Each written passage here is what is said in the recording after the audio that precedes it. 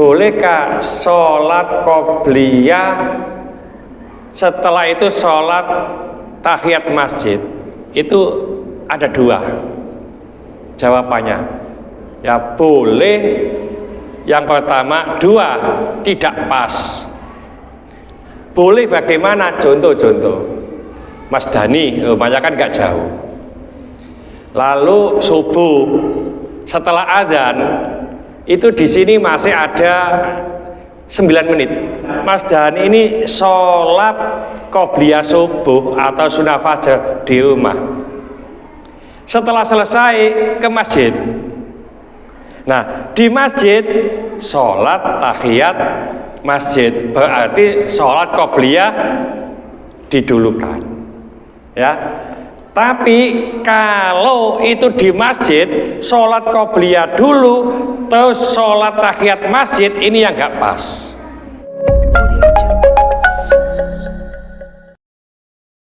Assalamualaikum warahmatullahi wabarakatuh.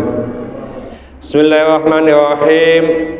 Alhamdulillahirabbil alamin, wassalatu wassalamu ala asyrafil mursalin sayyidina wa habibina wa syafi'ina Muhammadin wa ala alihi wa sahbihi ajma'in wa man tabi'ahu bi ihsanin la yaumiddin, amma ba'd. Bapak-bapak, ibu-ibu jamaah Masjid An-Nur rahimakumullah, kita lanjutkan kajian kita di kitab Mukhtarul Ahadits An-Nabawiyah. Sebelum saya baca hadis siang tadi, ada yang bertanya begini, Ustadz, apakah boleh sholat qobliyah dulu baru sholat tahiyat masjid? Biasanya biasa deh Pak, tahiyat masjid dulu baru qobliyah. Ini apa ini? Oleh enggak ini? Ya, ngapunten. Kemarin sudah disampaikan oleh Ustadz Arodi ya, waktu khutbah, ibadah itu perlu dielmoni Pak. Ibadah tanpa ilmu, ngapunten, itu mardudatun la tuqbalu, tertolak, tidak diterima. Itu ibadah. Terus bagaimana cara mengelmui? Belajar. Karena kita diwajibkan untuk belajar. Ustadz, segitu banyak ilmunya. Nah, untuk orang awam paling pas sambil belajar. Sekali lagi, untuk orang awam seperti kita sambil belajar paling enak itu adalah ikut madhab. Ya, artinya kita itu ikut salah satu madhab. Wes gadek mikir Pak, begini ini apa dalilnya? Usah nggak ndeleki dalil, nggak mampu kita melok wae. Contoh, saya katakan, kalau jenengan ke Jakarta, ya nih saya kira Google gampang Pak, apa sing ngono pelosok. Paling enak itu naik kereta api atau bis, melok supir Pak, ambek turu ngene tok wis teko Jakarta. Mungkin gak sampai paham Jakarta ya. Tapi kalau kita gak paham, iso kesasar nang dindi Pak. Nah oleh karena itu kita ikut madhab itu wajib bagi orang awam.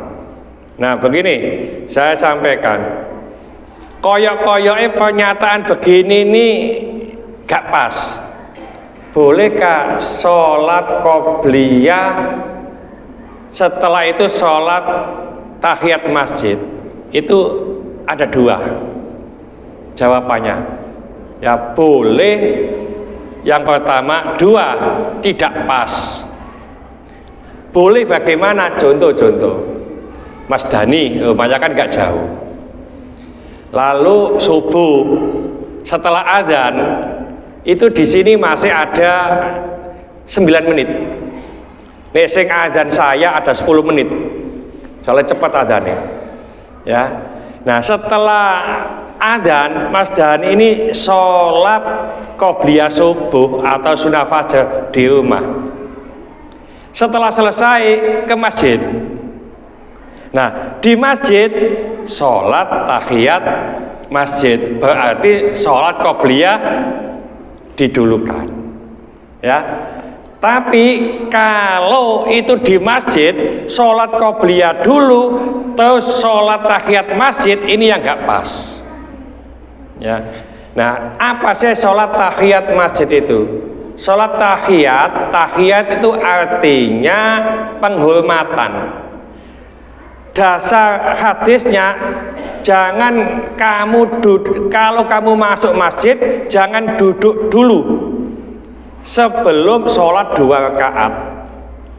Sholat apa? Sholat apa saja itu sholat tahiyat masjid, ya. Jenengan umpamanya jam 9 siang atau pagi itu ke masjid, tak sholat duha di masjid, tidak pakai sholat tahiyat masjid, sholat duha 2 rakaat, itu include sudah mendapatkan pahala sholat tahiyat masjid. Makanya kalau di sini kurang 2 menit, Pak, ya, saya ini sholat tahiyat masjid atau sholat qobliyah, sholat qobliyah. Jadi sholat qobliyah saja. Kenapa? Sholat tahiyat masjid itu sudah include mendapatkan. Contoh ibu-ibu umpamanya nyawa poso hari Senin itu juga mendapatkan keutamaan puasa hari Senin. Beda dengan nyawa hari Selasa, kan gitu, Pak.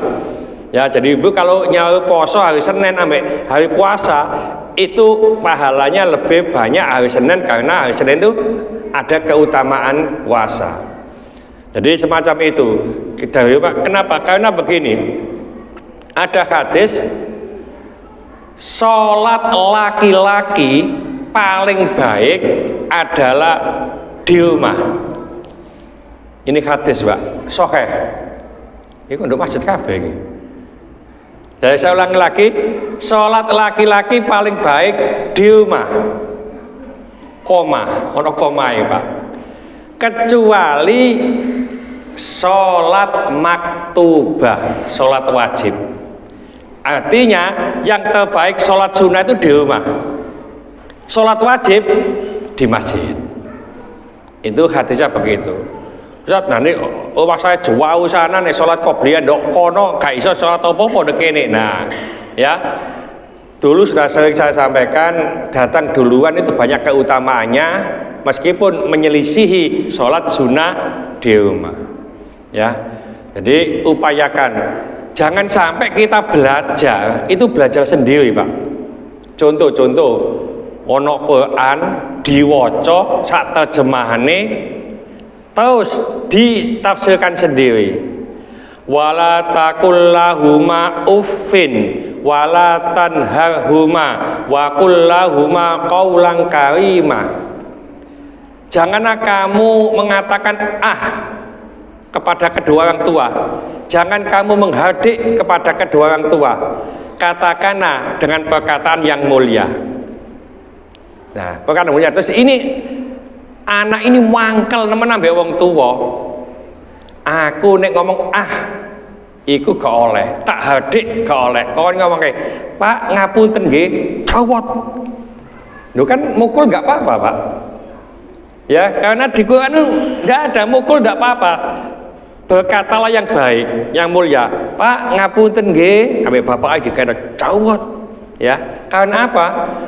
Dia menganggap yang nggak boleh itu mengatakan menghardik, ya, mukul nggak ada, ya. Nah ini salah besar, ya. Jadi makanya kita perlu belajar, dan belajar ini harus ada gurunya. Kata ulama, kalau mengatakan menghardik itu menyakiti hati, Pak. Kalau memukul tidak hanya menyakiti hati, tapi juga menyakiti fisik, ya. Mudah-mudahan sedikit ini dibarengi hidayah oleh Allah Subhanahu wa taala. Mudah-mudahan segala hajat kita dikabulkan Allah, segala kesulitan kita dibantu oleh Allah. Mudah-mudahan anak-anak kita menjadi anak soleh-solehah, taat kepada Allah, patuh dan nurut kepada kedua orang tua. Dan mengasih keturunan, mudah-mudahan Allah memberikan keturunan yang soleh-solehah. Dan mengasih jodoh, mudah-mudahan memberikan jodoh yang soleh-solehah. Mudah-mudahan di antara kita, keluarga kita, handetolan kita, tetangga-tetangga kita yang saat ini sedang sakit, baik di rumah sakit maupun di kediaman, mudah-mudahan Allah cepat mengangkat penyakitnya, menyembuhkan penyakitnya, dan mudah-mudahan Allah memberikan kesabaran kepada yang sakit, dan dengan kesabaran ini mudah-mudahan Allah mengangkat seluruh dosa-dosanya, dan mudah-mudahan Allah mengampuni dosa-dosanya orang yang mendolimi kita. Al-Fatihah. Bismillahirrahmanirrahim. Al-asri innal insana lafi khusyin illa alladziina aamanu wa 'amilus sholihati wa tawassaw bil haqqi wa tawassaw bis sabr. Subhanakallahumma wa bihamdika asyhadu an la ilaha illa anta astaghfiruka wa atubu ilaik. Assalamualaikum warahmatullahi wabarakatuh.